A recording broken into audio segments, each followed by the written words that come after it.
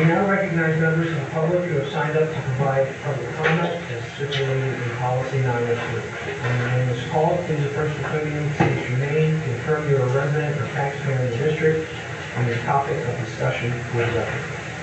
Please direct your comments to the board as a whole, not to an individual, and we ask that you limit your comments to 5 minutes or less. The privilege to speak may be interrupted, revoked, or a recess of the meeting may be called by the chair if the speaker does not observe reasonable decorum before the comment.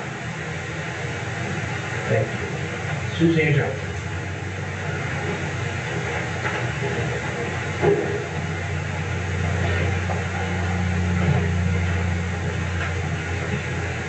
My name is Susanne Johnson. I'm a district parent, resident, taxpayer, and voter. This week is Public Servants Recognition and Teacher Appreciation Week. As a civil servant, I understand and truly appreciate the commitment that our teachers and other public service professionals make to serve our communities. Sometimes in partnership with leadership, but unfortunately oftentimes despite our leaders.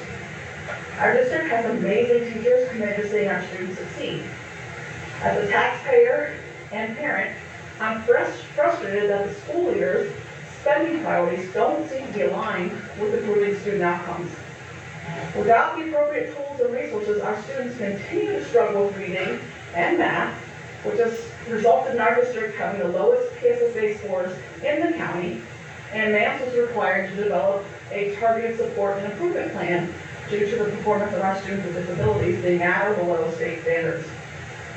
You spent considerable time developing new mission statements, and that curriculum to standards, which I'm sure you've always had in the past too. We slow-walked the implementation of evidence-based science and reading methods, and introduced yet another automated assessment and instruction tool by Ready this year. My daughter has completed plenty of automated lessons, often without learning skills, because she needed to be taught by a professional, not just another computer program. And it's not just the students and parents wanting more help. Dr. Berryman, when she was a high school principal, and Principal Golden from MAMS have also discussed using a co-teaching strategy with 2 teachers for classes where students need more help. However, we're seeing that spending tends to go towards increasing central office instead of necessarily helping the classroom. On the rare occasions this committee actually addresses curriculum, there seems to be a lack of support for our education professionals by superseding their expertise with board members' opinions.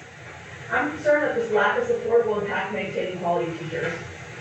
I repeatedly urged the school board to move past your personal attacks to keep the focus on education. Yet the vast majority of discussion about board policy over the past year had nothing to do with education, but focused on trying to control other board members and limiting the rights of district employees, students, and the public. This included extensive debate about board functions, organizations, and meetings, the solicitor contact process, board communication protocols, and guidelines for recording public meetings that violate the Sunshine Act, and rewriting board procedures to encourage board members to get volunteer clearances. But then, in an unprecedented move, he denied Board Director Sullivan's request to be a volunteer. Perhaps the most critical investment needed at this time for our students is career and technical education. Despite the priority for our students and our community's workforce, we didn't allocate any of the budget surplus to ACTI. Instead, the board approved extensive new spending on athletic fields and additional facility improvements. Despite declining enrollment, the district's employment has increased, especially, like I said, in central office positions. The board didn't seem to have any problem approving a new food service coordinator position and administration raises a year before those contracts were scheduled to expire. Yet there seems to be considerable pushback on mental health and special education funding, as we discussed in the last meeting. After 6 months of requesting student infraction data and submitting a right to know request, last year I finally got the district to provide me with my requested data. When I calculated that data, I was happy to see that it showed that 90% of student infractions are non-criminal, non-violent behaviors.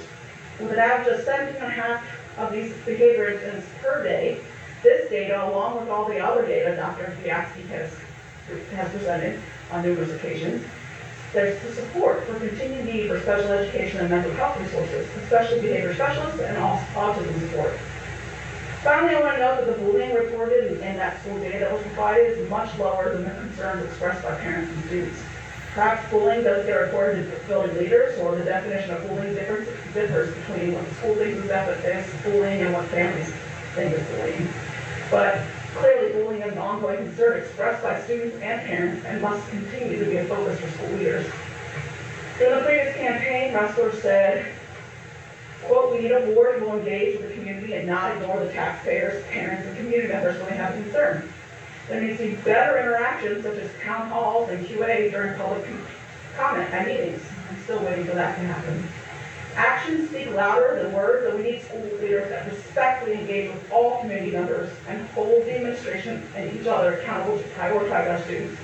I pray that voters will be better informed to elect school board members that don't attempt to suppress transparency and actually bring the positive changes we need in the school district.